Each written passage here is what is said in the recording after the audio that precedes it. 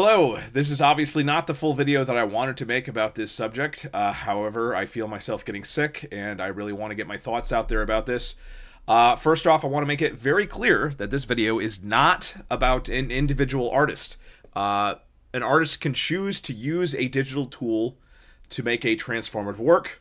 I am well aware of the issues in regards to using AI tools when those tools were specifically generated using illegal scraping of data sets to steal the artistic styles of certain peoples.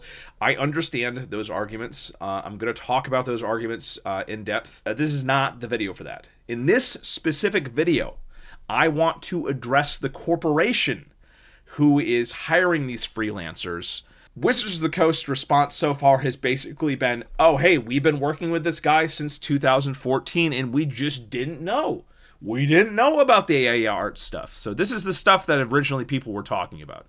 Even people who are not artists, who do not understand the concept of AI art, were like, hey, this is some bizarre stuff.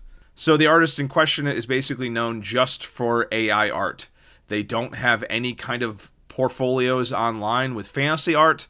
They are known basically only for AI art. The other issue is that another artist basically found out that the art that they submitted to Wizards of the Coast was changed dramatically. And so here's some of the original art that was given to Wizards of the Coast. And here is how the art was changed.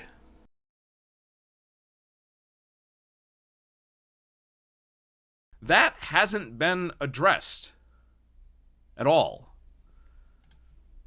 So what's happening here is, if we go back to the original statement, I thought this was all about like one artist who was a freelancer, and they had no idea he was using AI art.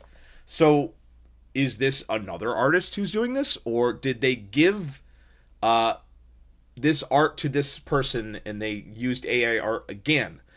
Because at this point, how could anybody at Wizards of the Coast not understand that AI processes were being used? It was very clear to a lot of people that's exactly what was happening. I've talked to a lot of artists, and they felt it was pretty clear what happened. I'm not sure how Wizards of the Coast can hire so many freelancers and they didn't see any warning signs about this happening. Just maybe this is a situation where Wizards of the Coast simply isn't paying freelancers enough money. Maybe the freelancers just can't get the job done under the parameters that Wizards of the Coast has put forth. And if that's the case, then, this is a very large company that should be able to pay people to do a job and not use tools which might have been generated using the illegal scraping of someone's intellectual property to create. I don't know. A lot of people are more knowledgeable about this than I am, and those artists are very upset about this. More upset than a lot of people who don't know a lot about the AI processes that are being used on these images. So the two big points of contention are, of course, that Wizards of the Coast just cracked down on AI art by individuals who are using it on the Dungeon Masters Guild. There was a complete crackdown on that. So a lot of people are saying rules for thee and not for me.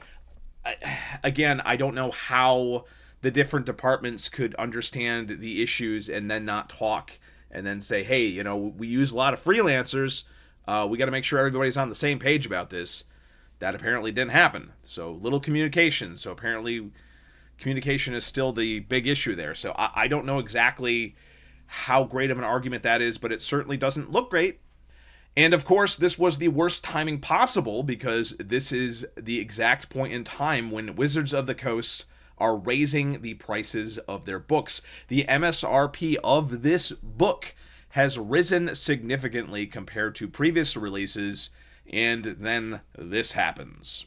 So yeah, I'm going to do a larger video on this later on when I get more information, but it's it's very disappointing. Like, if a guy like me can find out about all of this and get information and have people say, "Oh yeah, no, this was all AI art," I'm not sure why Wizards of the Coast didn't revise their freelancer policy and figure out exactly what was going on with their artists once they found out how the community feels about stuff like this. I guess we'll figure out what happens as we go into Monday, and we'll find out if this was just the one artist or if this was multiple artists within the Wizards of the Coast art department that were allowing this to happen.